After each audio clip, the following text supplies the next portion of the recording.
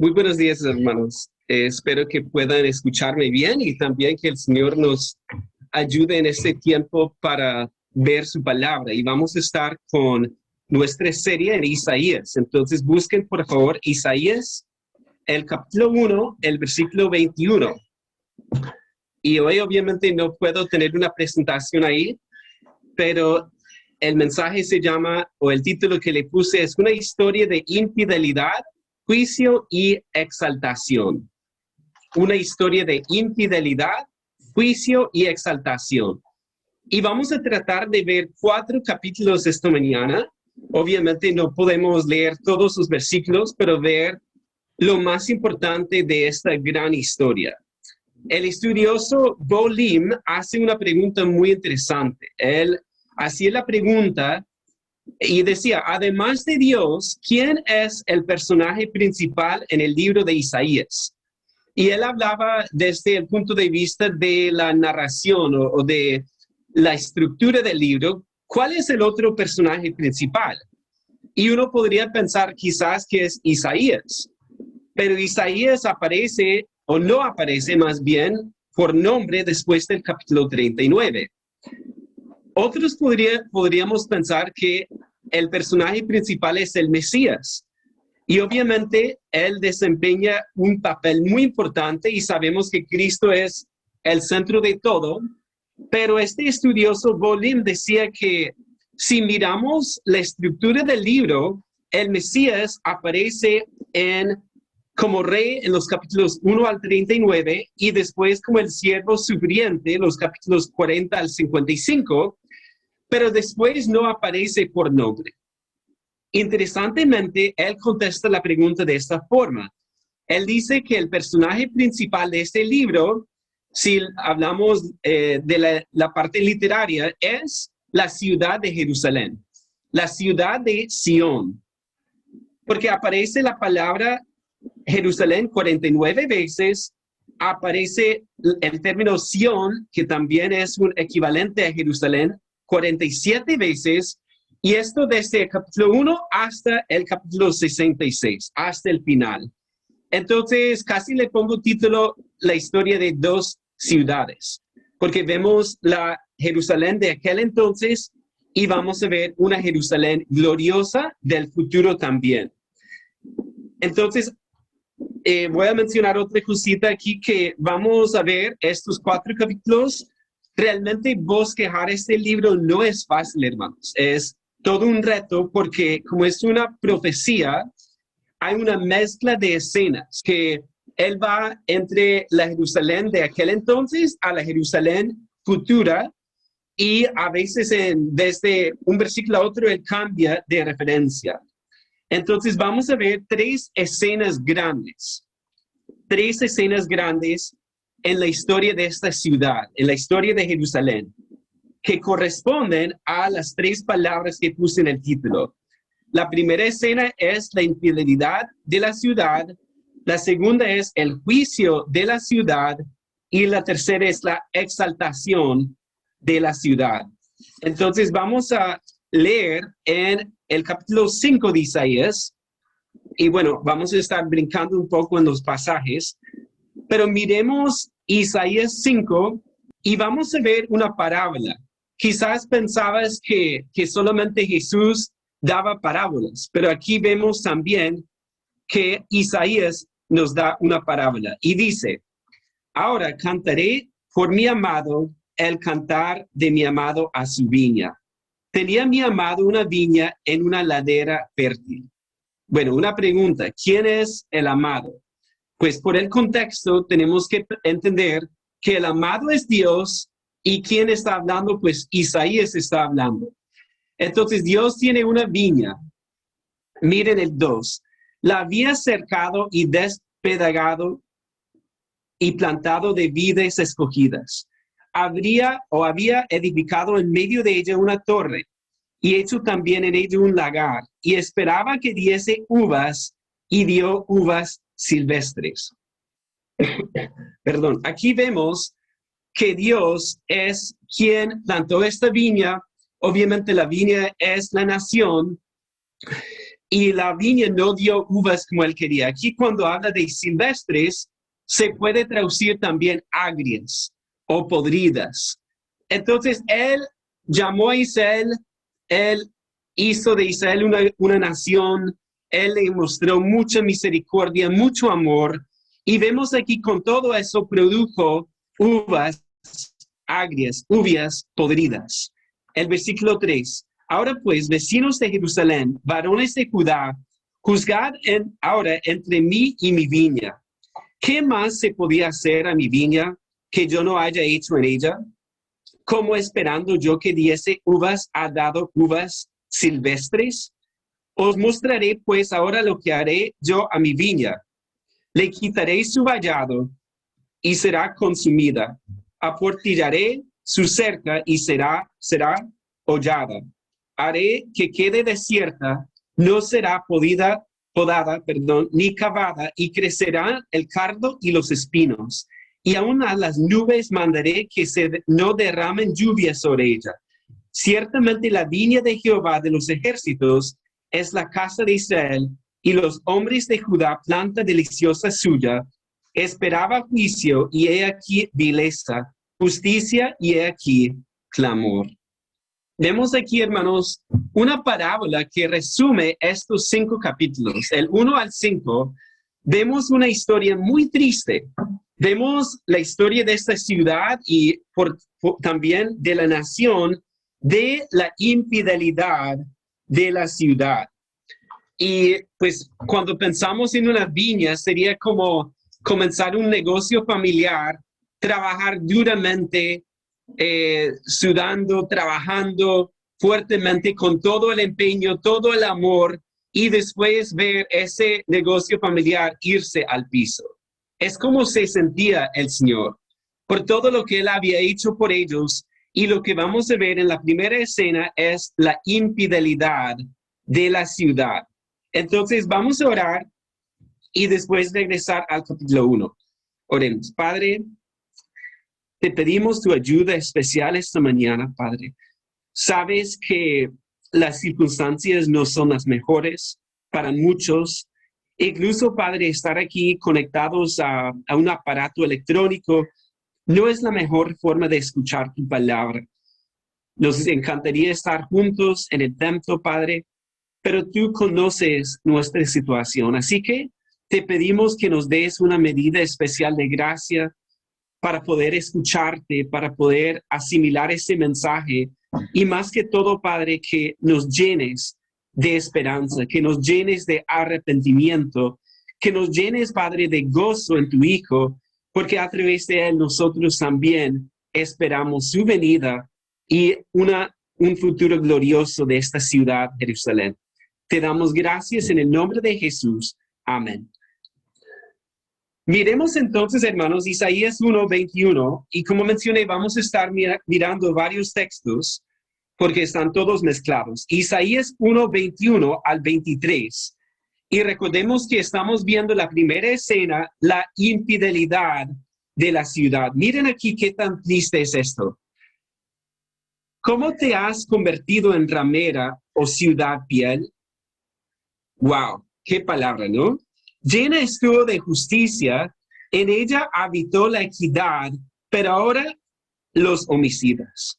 Tu plata se ha convertido en escorias, tu vino está mezclado con agua. Tus príncipes, prevaricadores y compañeros de ladrones, todos aman el soborno y van tras las recompensas, no hacen justicia al huérfano, ni llega a ellos la causa de la viuda. Qué triste esto aquí, ¿verdad? ¿Qué vemos aquí? Pues una ciudad ramera. La palabra de Dios habla de nuestro adulterio espiritual de esta forma. Entonces, ellos habían dejado a su Señor, lo habían dejado y habían ido tras los falsos dioses. También vemos aquí una falta de justicia, de equidad. Vemos aquí que era una ciudad corrupta totalmente. Sus líderes estaban haciendo cosas terribles.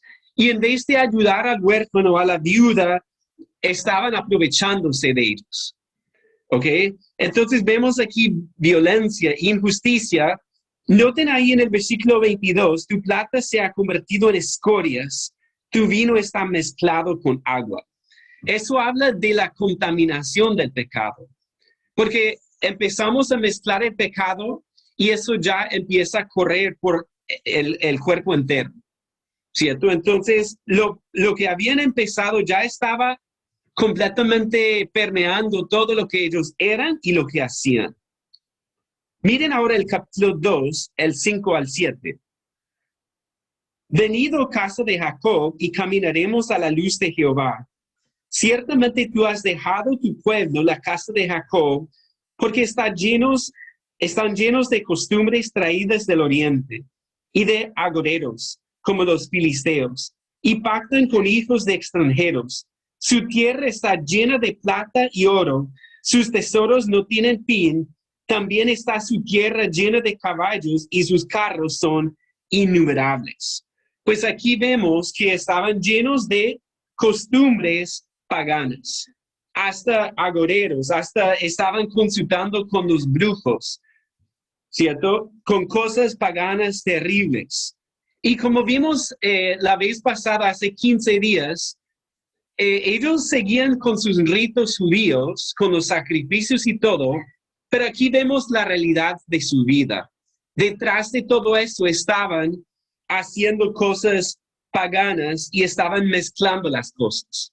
Y es como un cristiano que ora en un momento y después va donde un brujo o mire el horóscopo para mirar qué van a decir ellos, haciendo las dos cosas a la vez, lo cual para el Señor es una abominación, hermanos.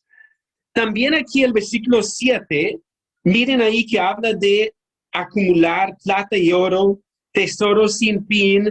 También está su tierra llena de caballos y sus carros son innumerables. Pues eso iba en contra directamente de la ley de Deuteronomio 17, 16 y 17. Y no vamos a ir allá, pero ellos no debían acumular oro y plata, ni debían tener muchos caballos, porque eso mostraba una confianza en ellos y no en Dios. Y vemos en toda la palabra de Dios que Dios quiere ser exaltado y Él quiere que confiemos en Él y no en nuestra plata, nuestra cuenta bancaria, en nuestra fuerza y como ellos en sus caballos. Pero vemos que ellos tenían una vida completamente horizontal. Ellos no contemplaban a Dios realmente, no miraban el aspecto vertical en su vida para fijarse en Dios, sino que estaban ahí mirando el plano humano, confiando en lo que ellos tenían y lo que podían hacer ellos. Miren el capítulo 3, el versículo 8.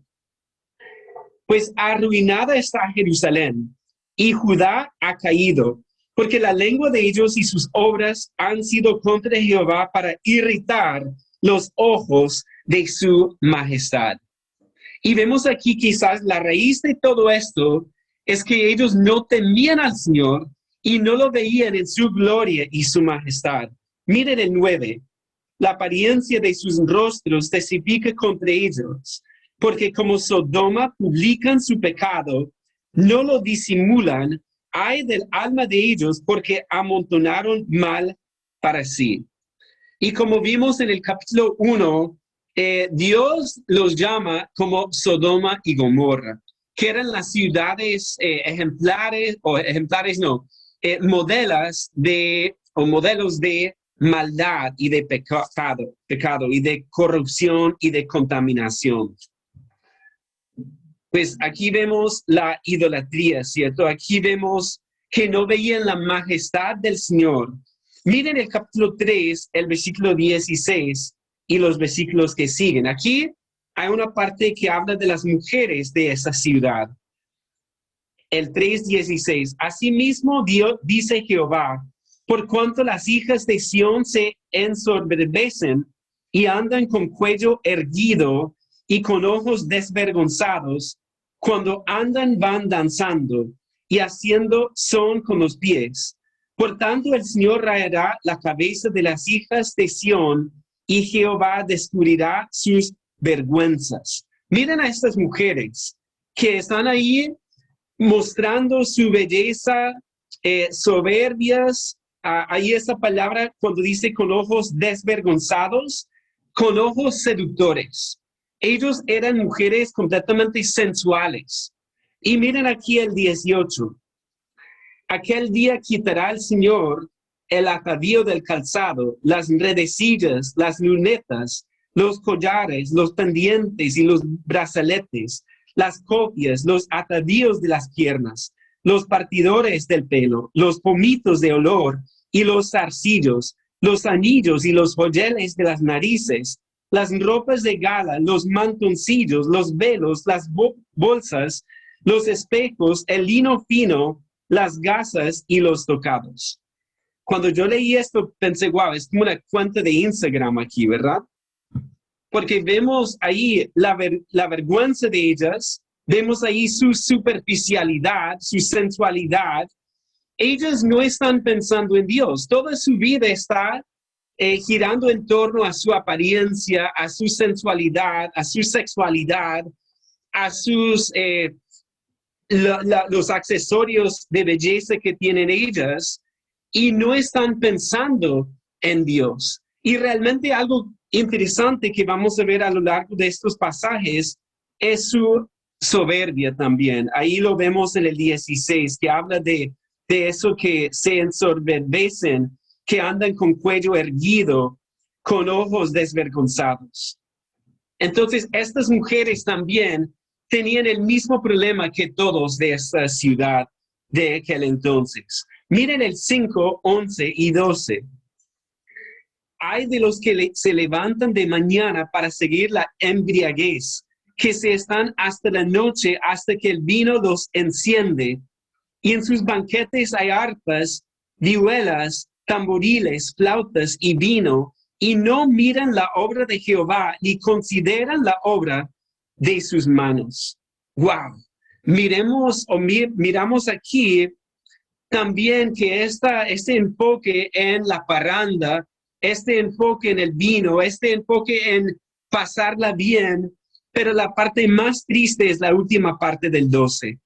No miran la obra de Jehová, ni consideran la obra de sus manos.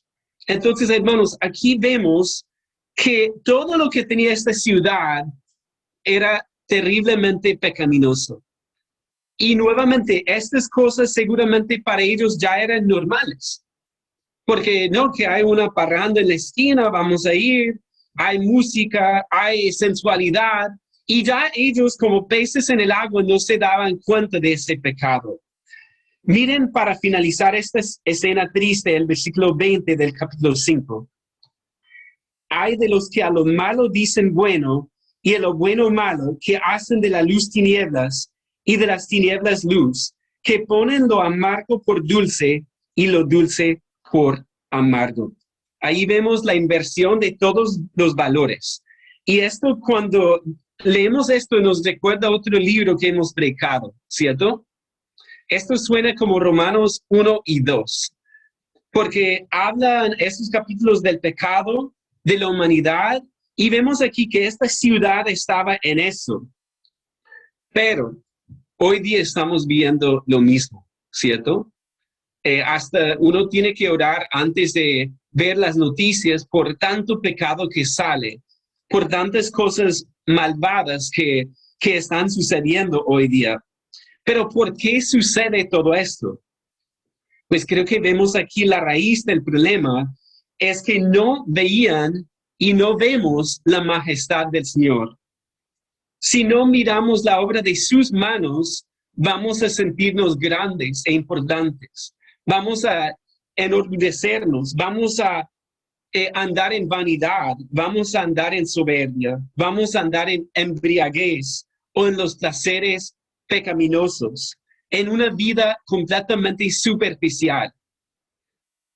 Pero si miramos lo que está pasando en el mundo, nos debe llamar la atención.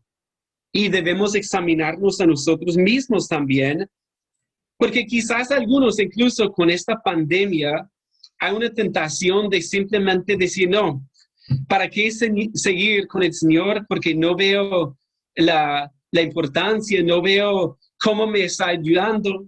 De pronto, como dice en Isaías 22:13, algunos dirán, comamos y bebamos porque mañana moriremos.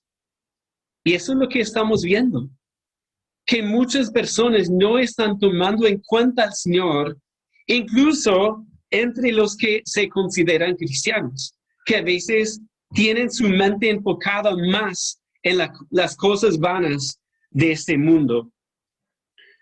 Pero si una persona o una ciudad siguen en el pecado y la infidelidad al Señor, ¿qué pasará? Pues vamos a ver la segunda escena y la respuesta es, la segunda escena es el juicio de la ciudad, el juicio de la ciudad. ¿Cuál fue la primera?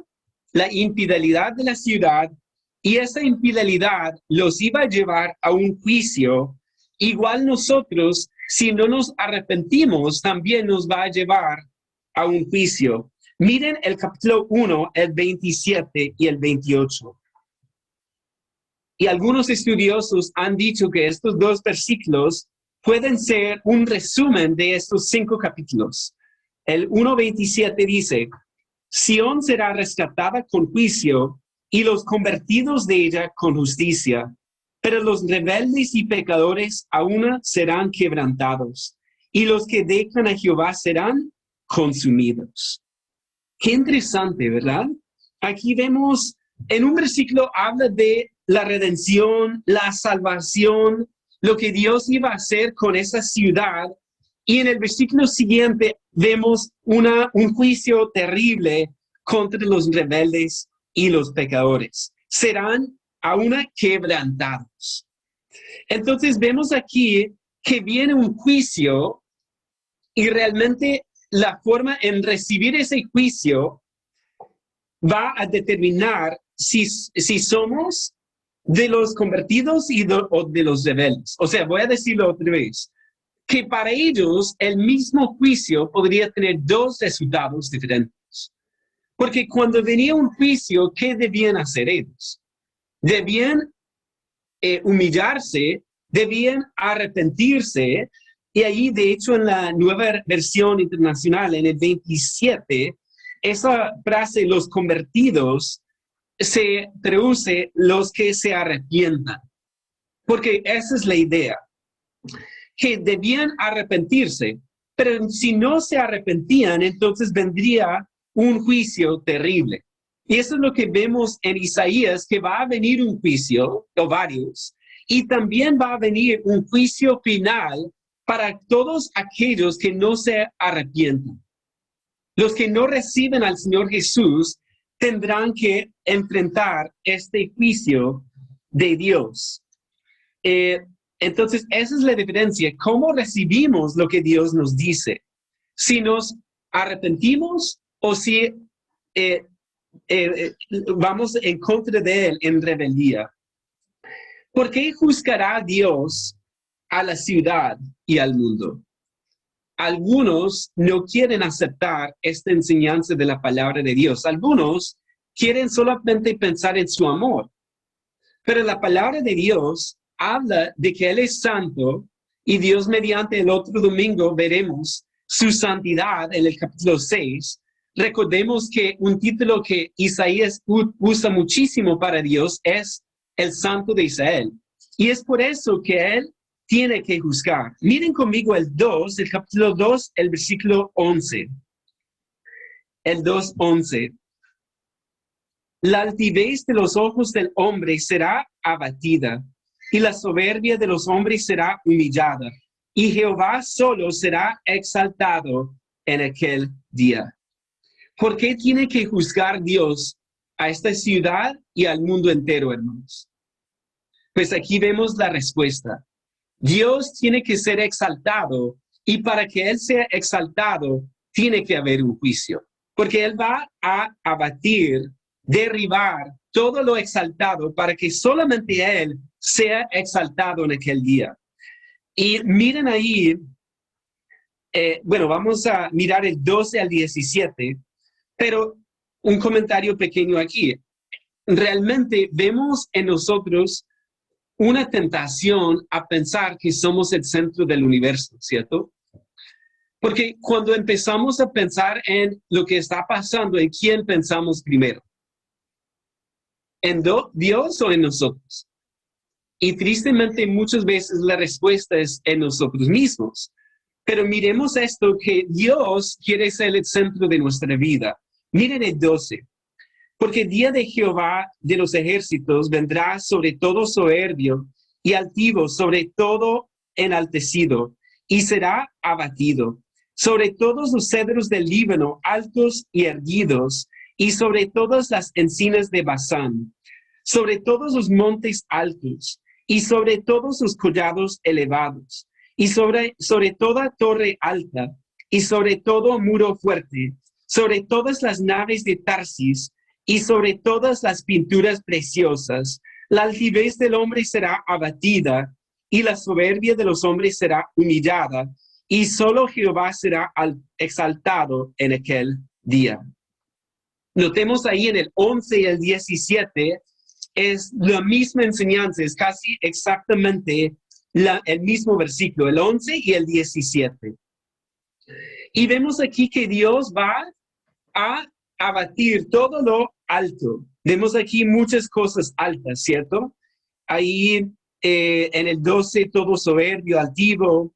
En el 13 habla de los árboles grandes. En el 14 los montes altos. En el 15 la torre alta, sobre todo muro fuerte. En el 16 pues habla de las naves de Tarsis, que era eso era una perdón, las naves de Tarsis eran naves o barcos que eran muy grandes, los más poderosos de la época, que podrían llegar hasta Tarsis, que era una ciudad muy lejana. Y también ahí la Reina Valera traduce pinturas preciadas, pero probablemente esa palabra es una palabra difícil en hebreo que aparece una sola vez, y los estudiosos creen que más bien se debe traducir como barcos lujosos, ¿ok? Que es más o menos la misma idea.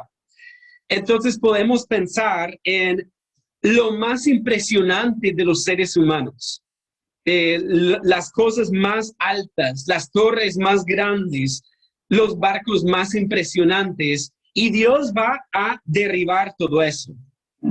Y hoy día se habla mucho de aplanar la curva, ¿cierto? Pero Dios va a aplanar todo lo exaltado, todo lo alto, lo va a aplanar porque Él es el único que merece la gloria en nuestras vidas. Y es por eso, miren ahí el 5, perdón, sí, el 5, miremos el capítulo 5, el versículo 15 y 16. Isaías 5:15. Y el hombre será humillado, y el varón será abatido, y serán bajados los ojos de los altivos, pero Jehová de los ejércitos será exaltado en juicio, y el Dios santo será santificado con justicia. Gloria a Él. No sé ustedes, pero yo estoy subrayando casi muchísimo de este libro de Isaías, porque aquí vemos por qué tiene que juzgar Dios a esta ciudad y al mundo entero. Porque Él quiere recibir la gloria, Él quiere ser exaltado y santificado en todo lo que Él hace. Ahora, con esta escena aterradora, ¿qué hacemos? ¿Qué hacemos con esto?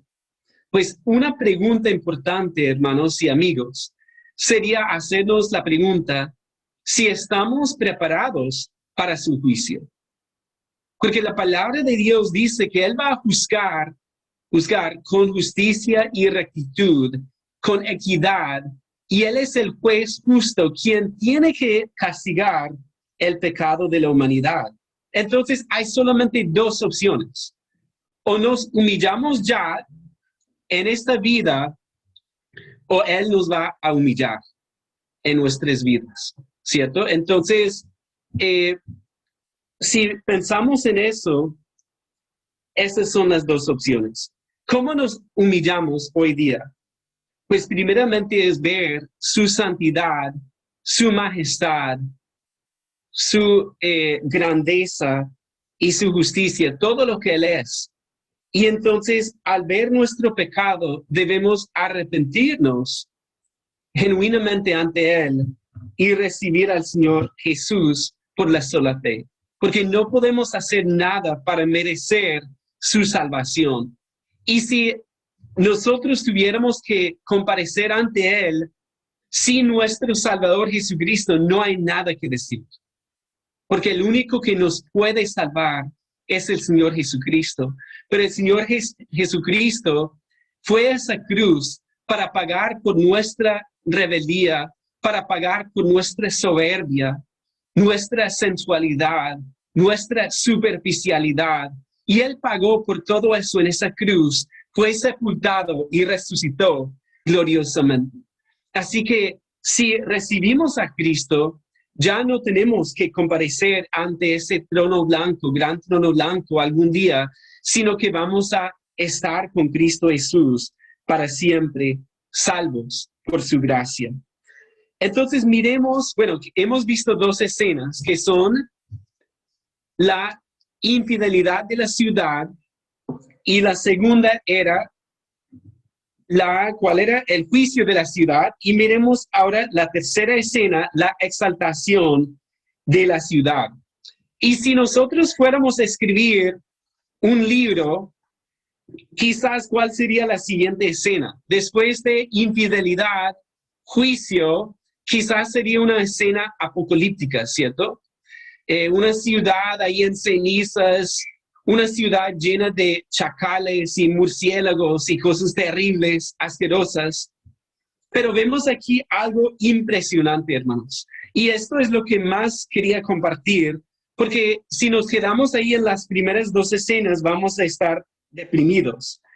Pero hay una sorpresa muy grande. Miren conmigo el capítulo 2, un pasaje glorioso, que por cierto está también en Miqueas 4, 1 al 3.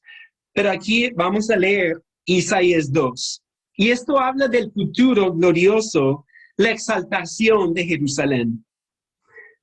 Lo que vio Isaías, hijo de Amós, acerca de Judá y de Jerusalén, acontecerá en lo postrero de los tiempos, que será confirmado el monte de la casa de Jehová como cabeza de los montes, y será exaltado sobre los collados, y correrán a él todas las naciones.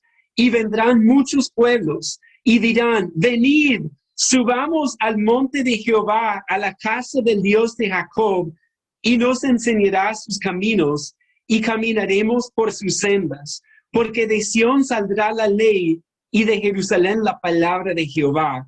Y juzgará entre las naciones, y reprenderá a muchos pueblos, y volverán sus espadas en rejas de arado, y sus lanzas en hoces. No alzará espada nación contra nación, ni se adiestrarán más para la guerra. Vemos aquí una escena gloriosa de la exaltación de esta ciudad.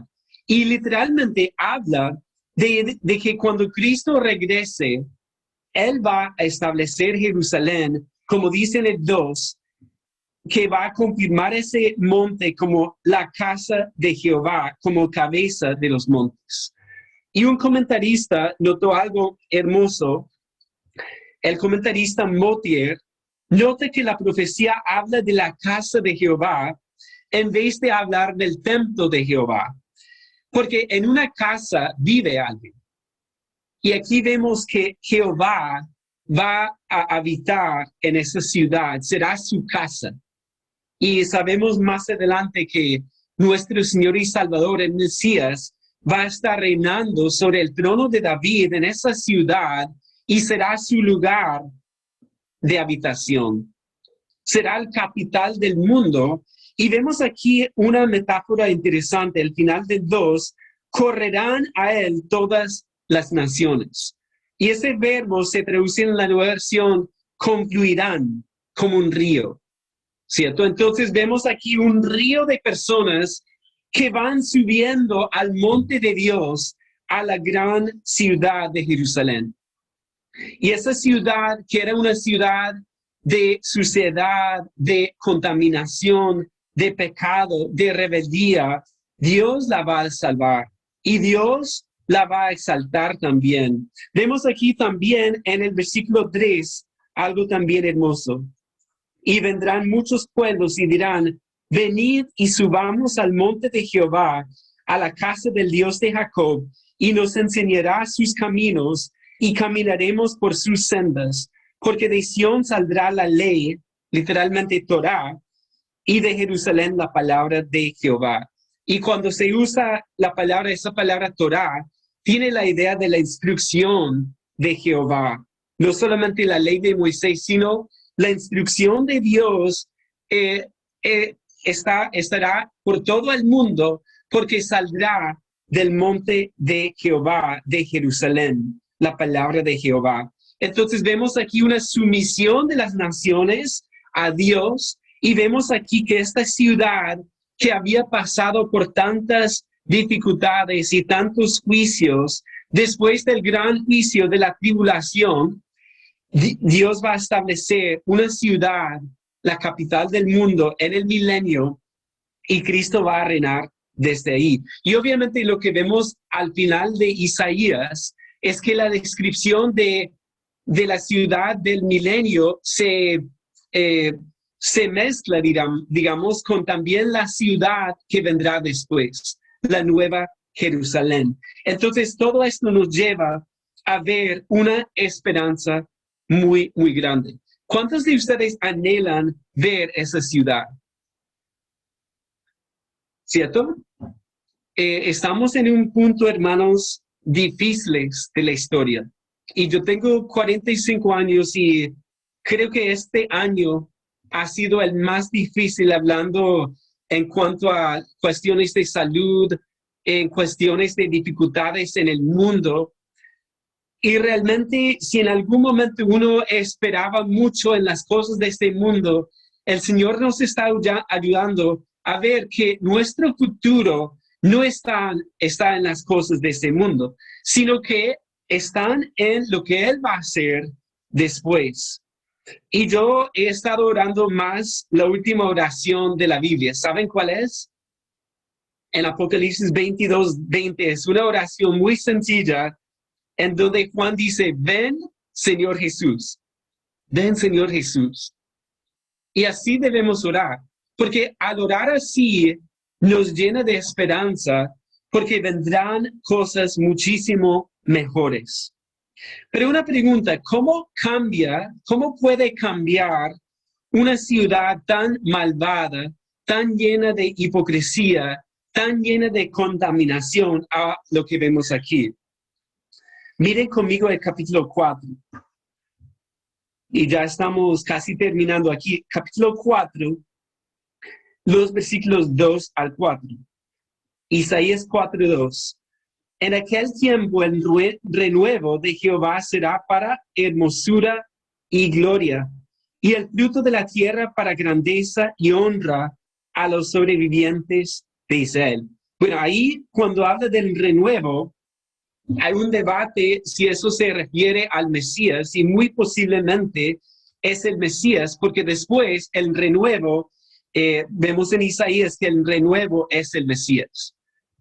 Otros piensan que es simplemente una explicación de la bendición agrícola de aquel entonces, del milenio, de la ciudad gloriosa, pero sea cual sea el caso, vemos aquí que Dios va a bendecir grandemente la tierra. Miren el 3. Y acontecerá que el que quedare en Sión y el que fuere dejado en Jerusalén será llamado santo. Todos los que en Jerusalén estén registrados entre los vivientes. Cuando el Señor lave las inmundicias de las hijas de Sión y limpie la sangre de Jerusalén de en medio de ella, con espíritu de juicio y con espíritu de devastación. Y ahí vemos en el 4 unas palabras muy fuertes. La Reina Valera traduce inmundicias. Hermanos, esa palabra tiene dos significados: excremento o vómito. Cualquiera de las dos es terrible. Imagínense estar cubiertos de excremento o de vómito. Pero eso es lo que dice el Señor. ¿Y qué dice? Cuando el Señor lave las inmundicias de las hijas de Sión y limpie la sangre de Jerusalén. Como vimos en el capítulo 1, ellos estaban llenos de sangre porque estaban haciendo cosas terribles. Pero el Señor los va a limpiar, los va a purificar, los va a santificar, los va a justificar ante Él y van a estar limpios. Y yo recuerdo, o quizás no sé si alguno de ustedes ha estado muy sucio. Yo pienso en un mecánico tal vez que está completamente cubierto de grasa, ¿cierto? De pies a cabeza, o cabeza a pies. O también pienso en un niño que se ha caído en un pozo de barro, que me pasó una vez a mí, que estaba en la bici, me caí y cuando llegué a la casa estaba cubierto completamente de barro. Entonces, con esa suciedad, ¿qué anhela uno? Pues lo más glorioso después de estar cubierto de grasa o de barro es bañarse y tener una buena limpieza y uno sale de la ducha como una persona nueva, ¿verdad?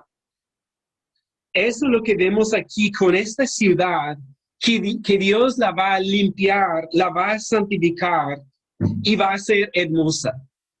Esta ciudad, como hemos visto, y miren el 5, y creará Jehová sobre toda la morada del monte de Sión y sobre los lugares de sus convocaciones, nube y oscuridad de día, y de noche resplandor de fuego que eche llamas, porque sobre toda gloria habrá un dosal, y habrá un abrigo para sombra contra el calor del día, para refugio y escondedero contra el turbión y contra el aguacero.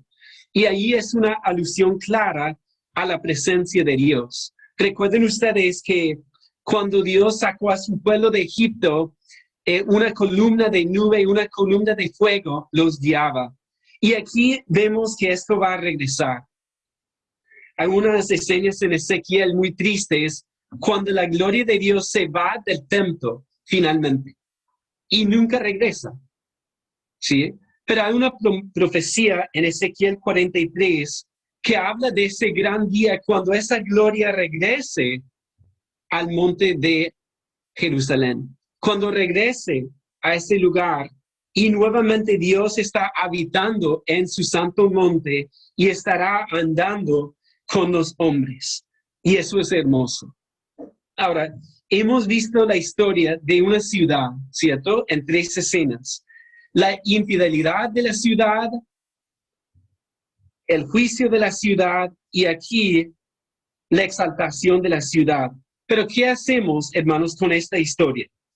Pues primeramente tenemos que ponernos en la historia. Miren conmigo el capítulo 2, el 1:28.